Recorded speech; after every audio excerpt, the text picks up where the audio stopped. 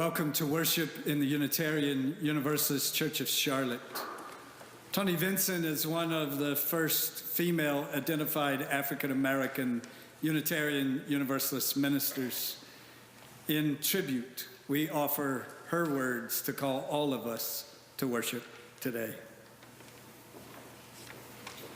Here in this holy place, on this day of fading summer and beckoning fall, let us give ourselves to the spirit of the moment and find the sacred oneness which binds all life together. Knowing that much is beyond our ability to change, life calls us still to act in compassion and fairness where the opportunity presents itself. Let us seize the strength of ritual, remember, renew, and relive the taste of hard-fought struggles in the human search for justice. We are hungry for the lessons of the past and for guidance toward the promise of the future. May we be open to all that expands our awareness. And welcome all to enter our embrace. Amen.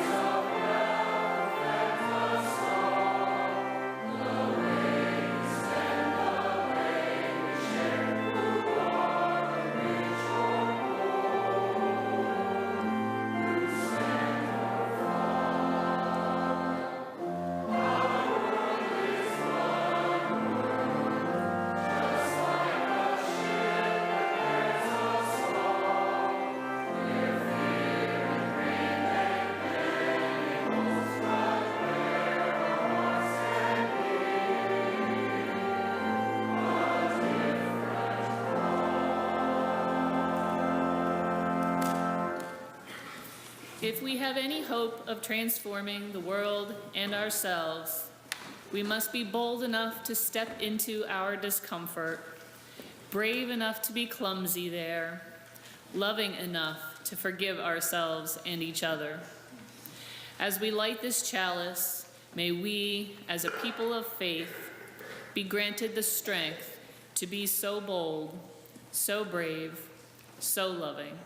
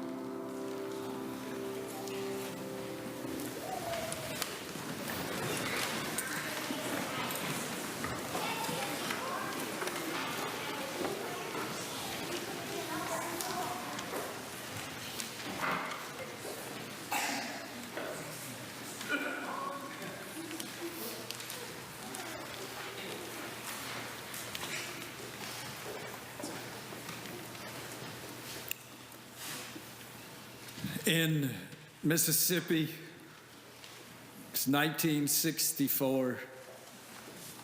In those freedom schools, they invited the participants into the radical act of writing poetry, speaking from the depths of their young hearts. I want you for just a moment to imagine that you are 17 years old. You're 17 years old, and this is what you're hoping for.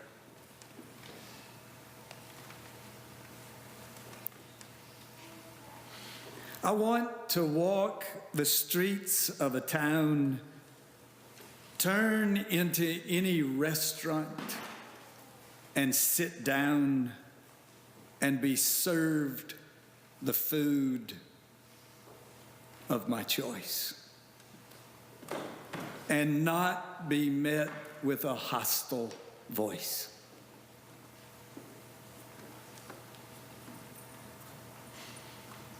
I want to live in the best hotel for a week, or go to swim at a public beach. I want to go to the best university and not be met with violence or uncertainty. I want the things my ancestors thought we'd never have. They are mine. As a Negro, an American, I shall have them, or be dead. My friend and colleague Lynn Unger, in response to a troubling conversation in Unitarian Universalism this summer, decided to write a simple little song. It's actually about a rather complex theological concept, the notion of the Hilasterion. It's the mercy seat. It's literally the top of the Ark of the Covenant, and it's where people sat in order to talk directly to God. Lynn writes a song about the mercy seat. My beloved colleague, Donna Fisher, who directs our children's choir, has been so gracious to allow that to be a part of this service, to teach it to our children so that we might learn it and sing it later on in our service.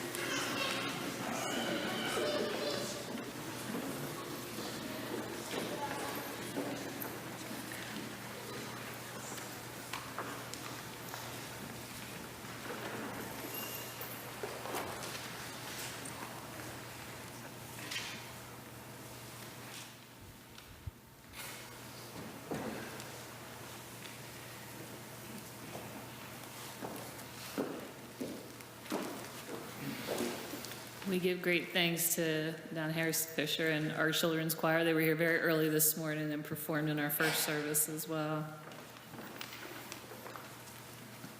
The following reading is a poem called Alabama Centennial from Naomi Long Madgett. They said, wait. Well, I waited. For 100 years I waited. In cotton fields, kitchens, balconies, in bread lines, at back doors, on chain gangs, in stinking colored toilets and crowded ghettos, outside of schools and voting booths. And some said later, and some said never.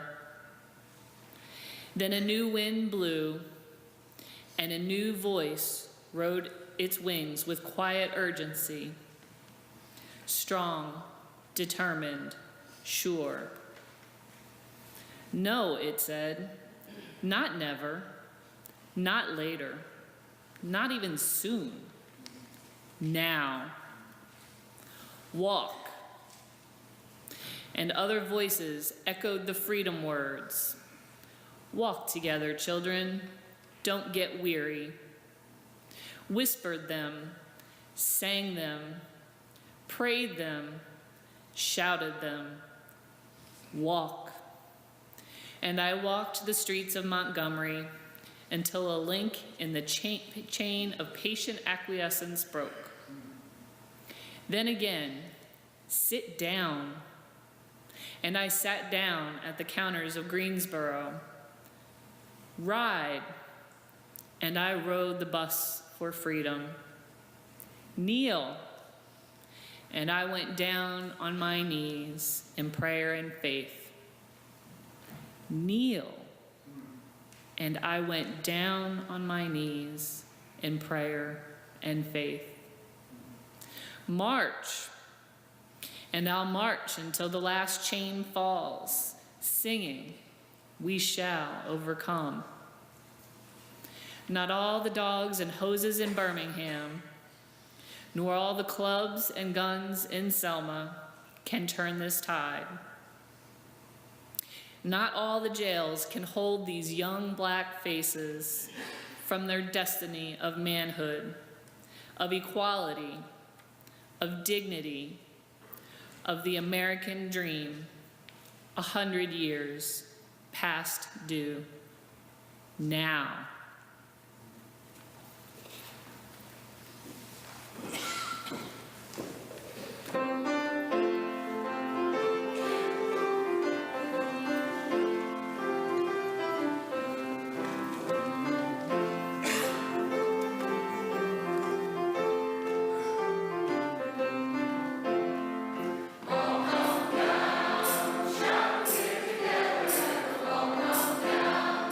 Mercy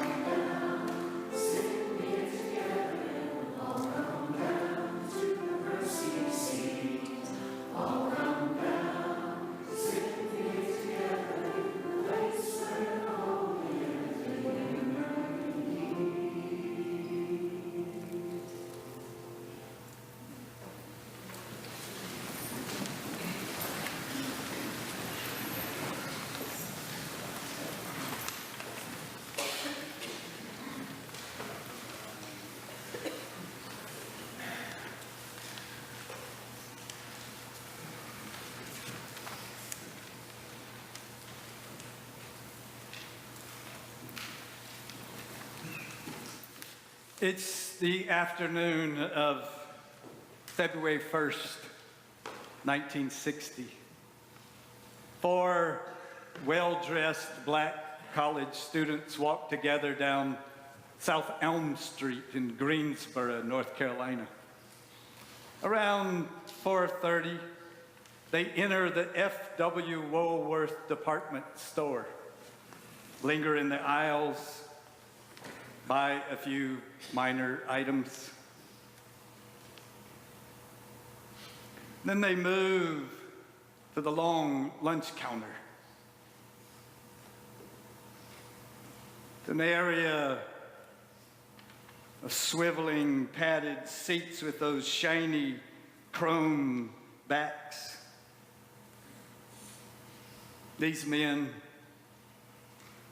Ezell Blair, Franklin McCain, David, Joe McNeil, David Richmond, calmly and with steady dignity, then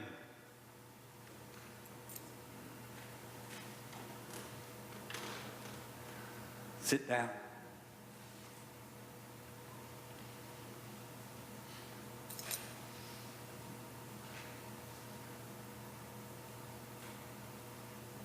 Years later, Franklin McCain, who was called the instigator, offered his personal testimony on that moment. 15 seconds after sitting down, I had a wonderful feeling. I had a feeling of liberation, of restored manhood. I felt a natural high. I felt almost invincible.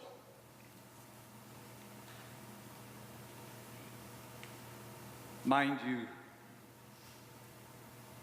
I was just sitting on a dumb stool.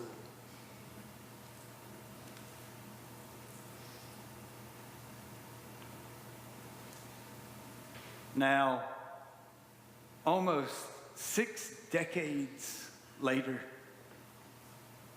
we know what Franklin McCain and his 3 friends could have never imagined. That one simple act of just sitting became a potent pebble thrown into the serene water of white supremacy. In time, it would broaden and deepen and strengthen,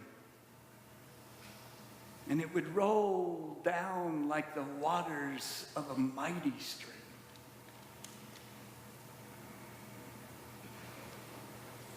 By August of the next year, 70,000 people have participated in the sit-ins, resulting in over 3,000 arrests.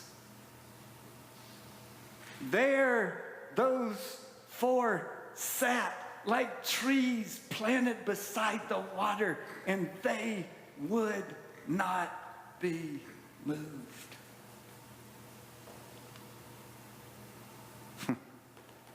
Sitting because Ezell Blair's mother insisted that it be so, sitting in clothes like you're going to church. So spiritually grounded that they acted and spoke from a place of uncompromising love, clear that they would meet the full force of white supremacy with the soul force of nonviolent resistance.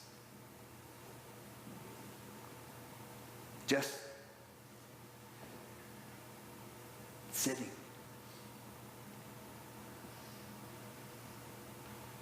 Just sitting. Historian Clive Webb, in an essay analyzing the white reaction to the sit-ins, cites a 1961 poll in which 84%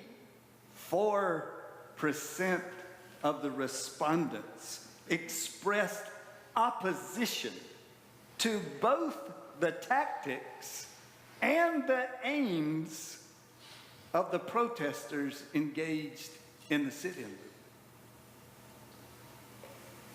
Another poll underscored their judgment on these acts. Only 34% of those who called themselves integrationists and a scant 17% of self-described racial moderates regarded the form of protest as legitimate. Do you hear what I just said? Only 34% of those who describe themselves as integrationists and a scant 17% of those who describe themselves as racial moderates regarded the sit-ins as a legitimate form of protest.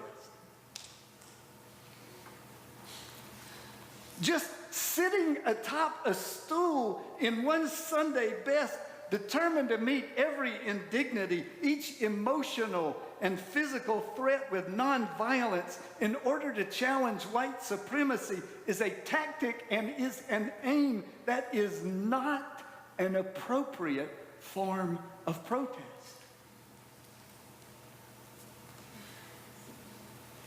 Oh, some of the more generous critics called it youthful exuberance. Some assessed it as ignorance. But according to one poll, just 12% were willing to believe that these demonstrators really were motivated by a desire for racial equality. Legislators got in on the act, digging up old statutes, dreaming up new ways to give the police even more power, dragging out the old cudgel of states' rights, defending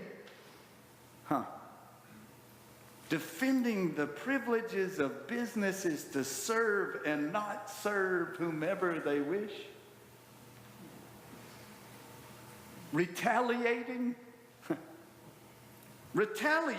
against the colleges, regarded as the recruiting grounds by forcing the dismissal of professors and the expulsion of students. When congressmen called the peaceful sit-ins a planned and concerted effort to agitate and create dissension to the point of violence, dismissing the demonstrations as publicity stunts. Another said those engaged in the sit-ins conspired to start a race riot of terrible proportion. Many of us have seen the images, the taunts, the dehumanization, the mental and physical abuse, and to be sure, the most virulent, violent strain of white supremacists were mobilized against the sit-in movement. The Ku Klux Klan, the White Citizens Council, the police, racist court judges. But it is telling that the system of white supremacy was also upheld by those concerned that this sort of unseemly thing would be bad for business. They argued, according to Clive Webb, that slow and deliberate policies would accomplish change better than the impulsiveness of young blacks. One newspaper opined that reform will come from neither white nor Negro agitators, but from those who will keep their feet solid on the ground and their heads cool and objective. All of this, the overt and violent reaction, the subtle, quiet condemnation, the serious and complicit call for calm, all of this because some were just sitting.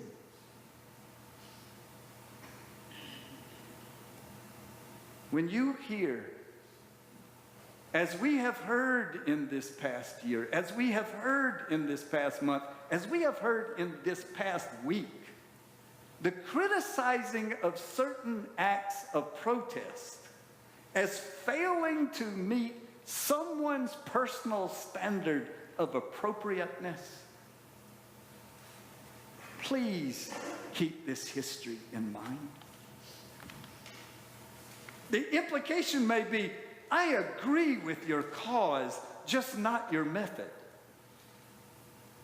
In truth, the reality often is, I'm more concerned about order than I am about injustice. I'm more concerned about what you did than I am about what you're trying to call attention to. I'm more concerned to protect what I like than to understand why you felt the need to disrupt it. I'm more concerned about the language you used, the words you chose, the terms I don't like, because even without listening, I'm absolutely certain they couldn't possibly apply to me, than I am about the social situation that you are trying to describe. You remember what Martin Luther King Jr. wrote from that jail cell in Birmingham to his white detractors? You deplore the demonstrations taking place in Birmingham, but your statement, I'm sorry to say, fails to express a similar concern for the conditions that brought about the demonstrations.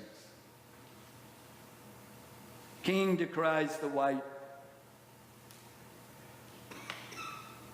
moderates, the white moderates,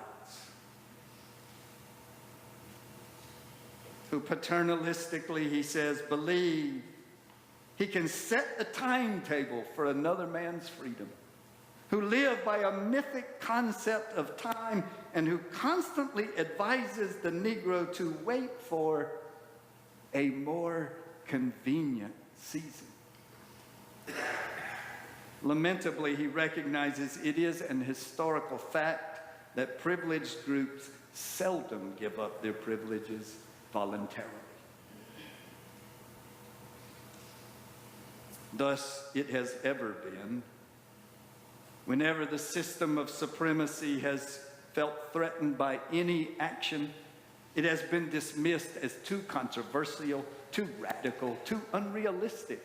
Those engaging in all forms of protest, from the demure to the demonstrative, have been called too angry, too divisive, too naive or idealistic, too strident or insensitive or demanding. Where threats to the fixed social order of things are concerned, it's always the wrong time, wrong method, wrong forum, wrong venue, in which not enough respect is being given to the flag, the troops, the government, the police, the moms, or the apple pies.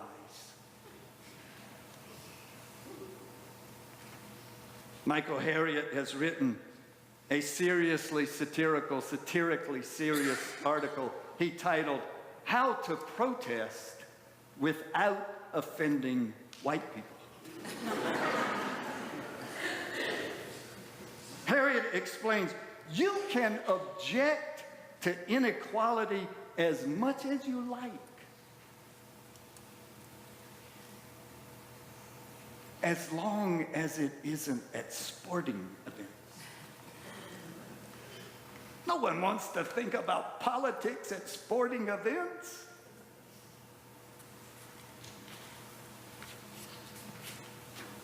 Or at political rallies.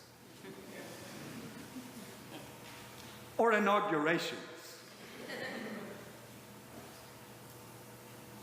Or on social media. Or at schools. Or at actual protests. Everywhere else is fine.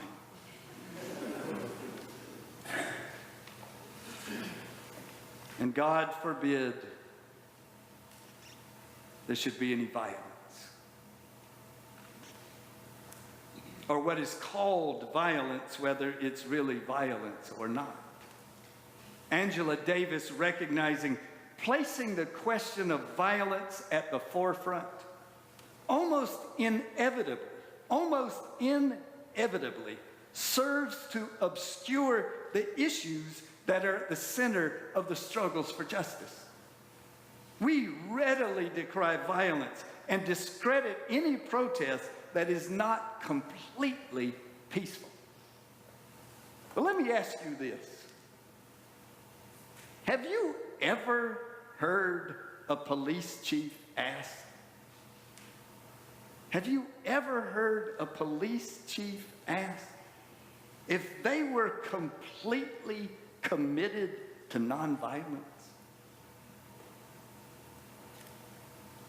You ever heard a prison warden ask if they were completely committed to nonviolence?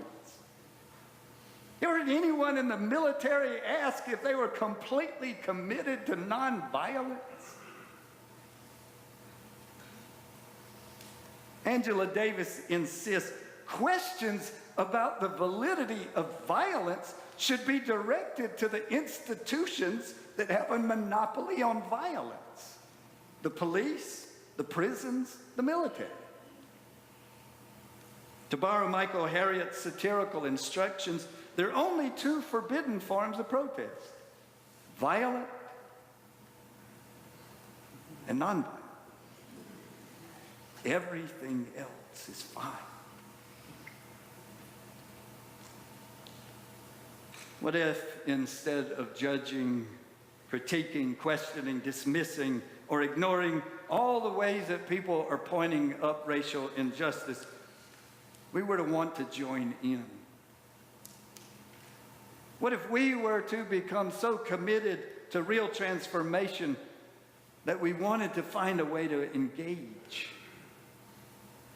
In these tumultuous times, days offering indisputable proof that white supremacy is still very alive and quite well, some say, I'm not physically or emotionally able to march. Some say, I'm not comfortable being out there. Some say, I don't feel safe in the streets. My response may surprise some of you. That's fine. Marching and protesting in the streets is not required. We must stop aggrandizing that act and those who engage in it as the ultimate or optimal way to express one's concerns about racial injustice. If you can't or won't march, protest, walk, or shout, would you consider just sitting?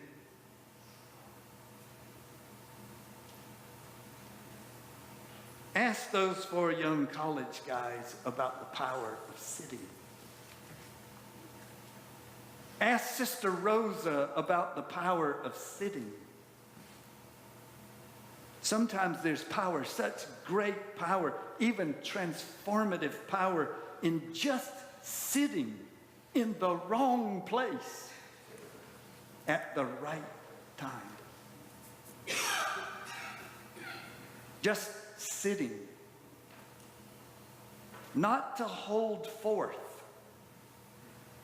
Not to prove our liberal credentials or regale a group with our revolutionary resume. Not to create our next Facebook photo op. Sitting as an ally, as an advocate, to listen with respect. To listen in the hopes of understanding more deeply that which, for those of us in the dominant culture, we find so very hard to understand. Just sitting, to pen an editorial, a letter to the editor, a simple Facebook post, admitting our own complicity. acknowledging our own privilege, confessing our own captivity to a status quo. Just sitting with family, with friends at parties, dinner tables, office gatherings, not in proud demonstration of how progressive we are, but to ask honestly and seriously and probingly, what is it in us? What is it among us that resists real transformation? Just sitting, turning off Netflix and distinctly biased news reporting, and perhaps even the NFL, and taking time to read hard stuff, the things that don't confirm our standing as the good white people, but instead call us to our own need for transformation. Just sitting, perhaps, while an anthem is being played, not in disrespect, but in deep respect for what it actually means to profess the ideal of liberty and justice for all. Just sitting in a courtroom in support of a local activist, signaling simply by where you sit your white body, signaling to the principalities of our police state and to the powers of our prison industrial complex that folks who look like you really do care. These acts will most assuredly not feel completely comfortable. Some will almost certainly ask, are you sitting with them? Do you know what they say? Haven't you heard the kind of outrageous things they are calling for? Don't you know how they've acted? The language they've used? Are you aware who they have upset? Some will almost certainly say, what you are doing, it's the wrong time, the wrong place, the wrong tone, the wrong leader, the wrong message, the wrong, all.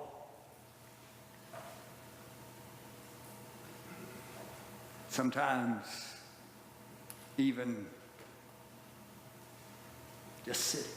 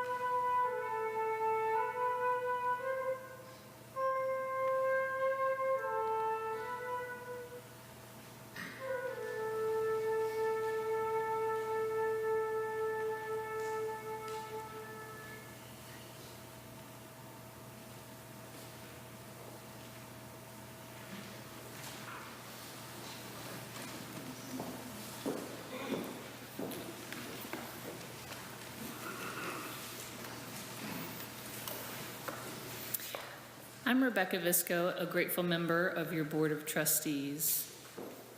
I have been a member here since 2010, and I have been a Unitarian Universalist for most of my life. Prior to joining the board, I had the privilege of serving on the Vision Steering Team. As many of you know, this team had the responsibility to facilitate the process for the creation of a long-term vision for our congregation. The result was our current vision statement adopted by this congregation in May of 2016. The theme that arose over and over again was no less than transformation. Since then, I have wrestled with this concept of transformation, what it means to me, what it means to our congregation, and the larger community.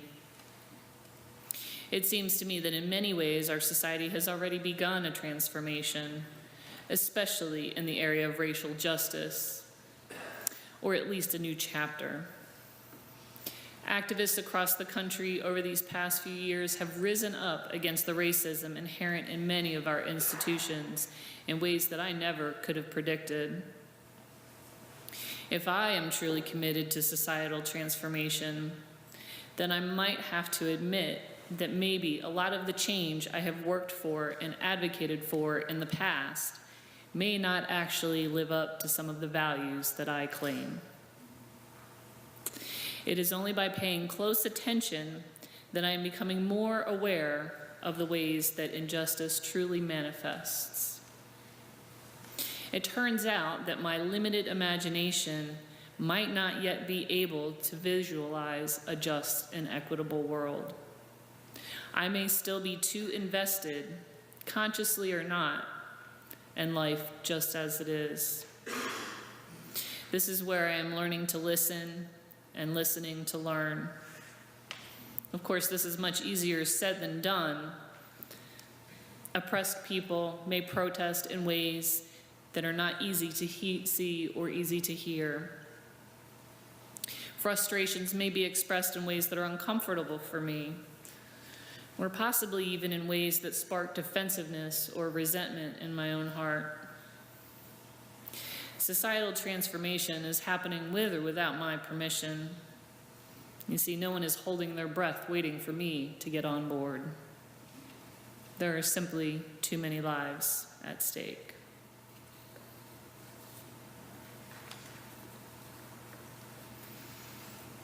I would like to welcome you to today's service. We are honored to have guests with us. Our members would like to greet you following the service. So that we might do so, if you are visiting, please raise your hand and keep it up. Anybody? Members, please take note of the guests seated near you after the service. Invite them to join you for coffee and conversation in Freeman Hall. Should it enhance your experience of future services, you can find both a large print order of service and a personal hearing assistance device on the table at the entrance of the sanctuary. If you'd like to learn more about us, please fill out a yellow card. You'll find them along with offering envelopes on the clipboards at the end of your row. Please begin passing them down your row. Members with a life event to share can indicate that on the reverse side of the card. Please put your completed yellow cards in the offering basket when they are passed later in the service. Some returning visitors may be interested in hearing about how to become a member. If so, please talk with our membership coordinator, Kelly Green. Her contact information is on the back of your order. Again, to each of you, welcome.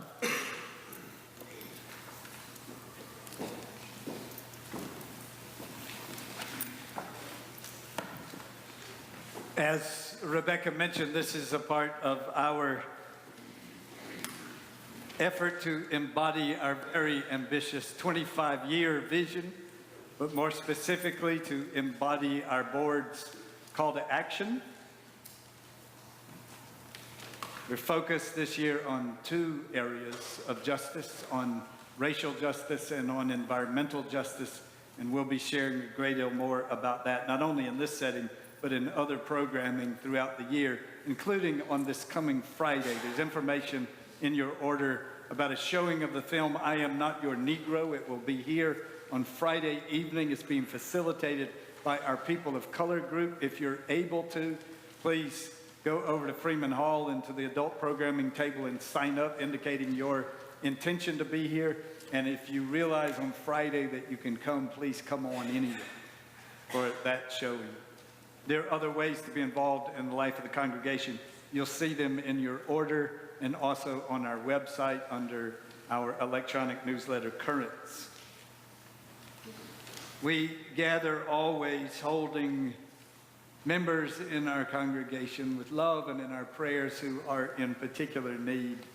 Today we hold especially Elizabeth Pruitt and Cindy Hostetler as they attend to Elizabeth's mom in her final hours.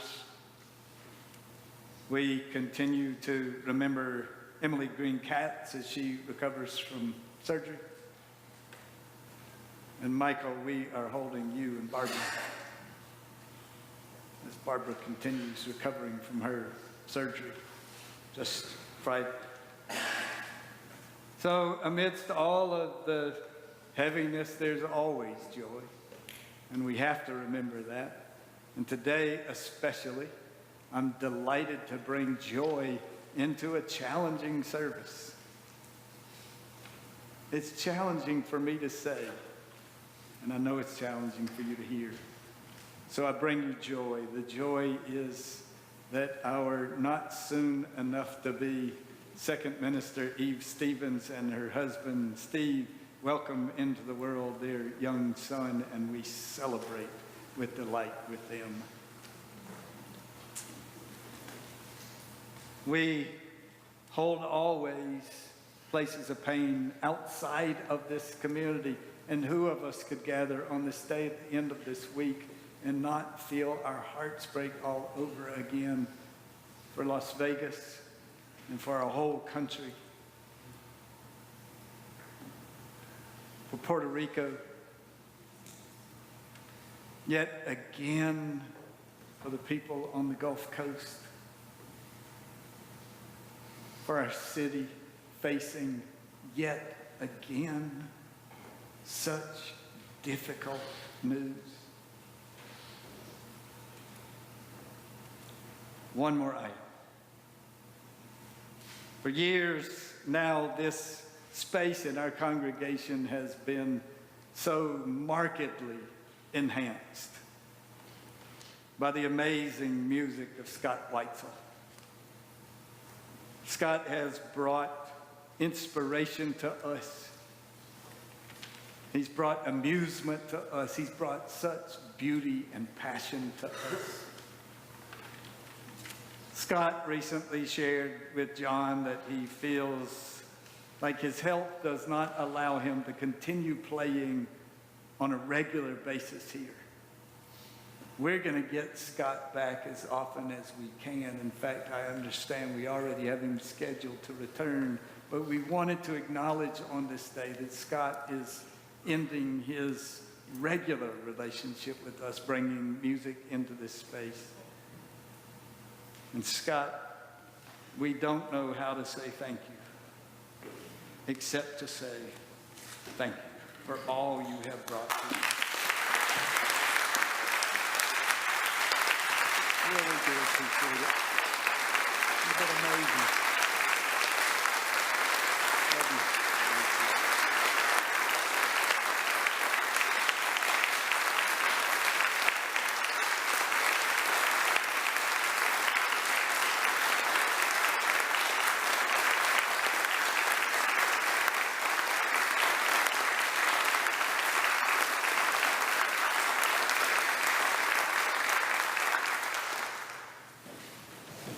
So we get to enjoy Scott's music, his accompaniment of the choir now.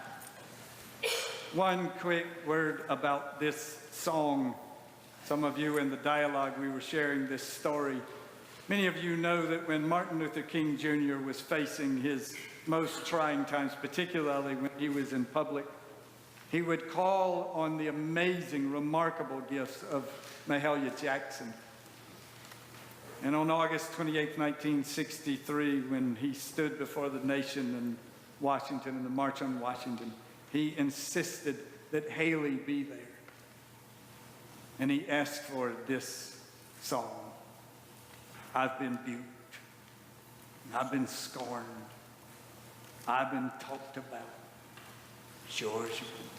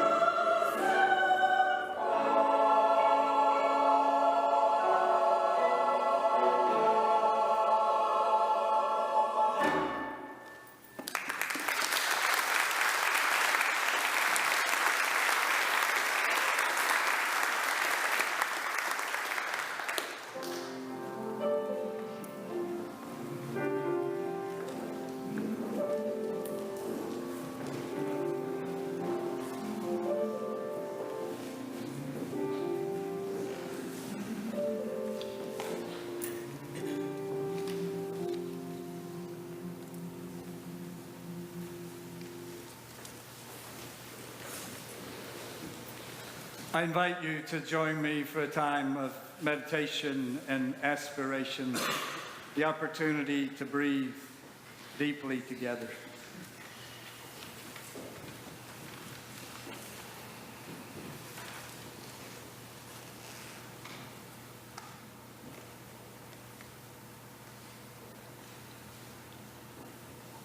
We march with those who march.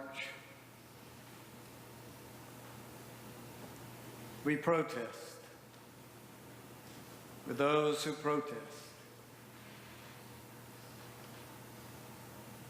We shout with those who shout. We walk with those who walk. We sit with those who sit. We kneel. We take our own knee. All in a fervent shared prayer that justice would roll down like waters and righteousness like a mighty stream. Amen.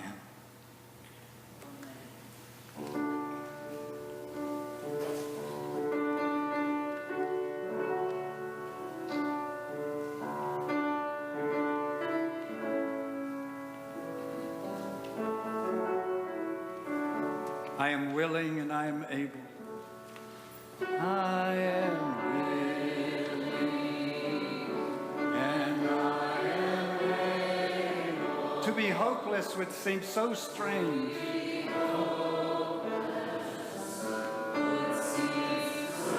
It dishonors those who go before us.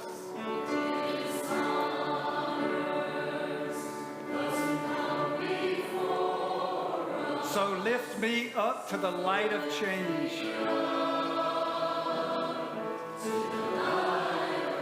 I am willing and I am able. I am willing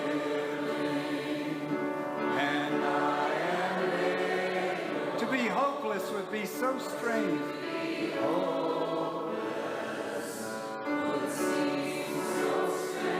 It dishonors those who go before us.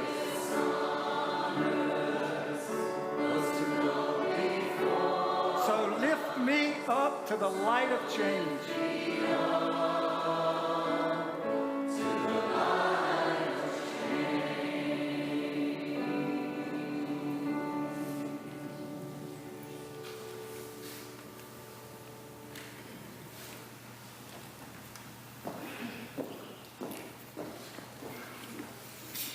We are not struggling for justice on our own, but as members of a larger community. The religious community is essential, for alone our vision is too narrow to see all that must be seen, and our strength too limited to do all that must be done. Together, our vision widens and our strength is renewed. We will now give and receive the morning offering.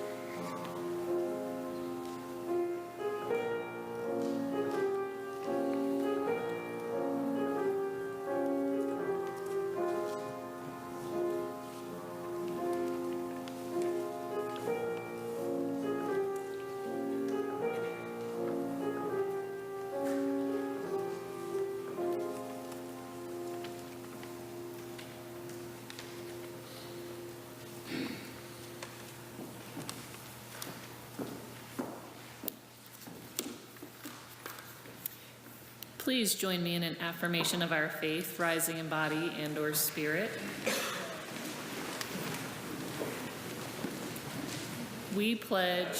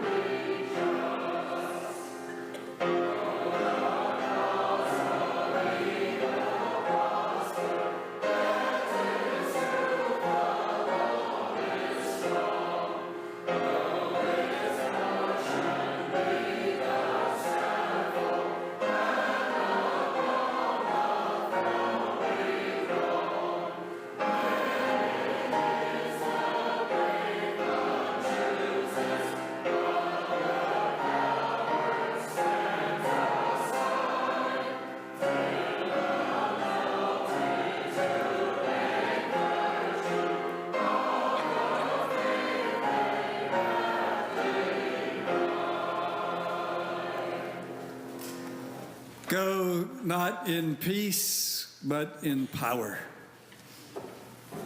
Go in power. Please be seated.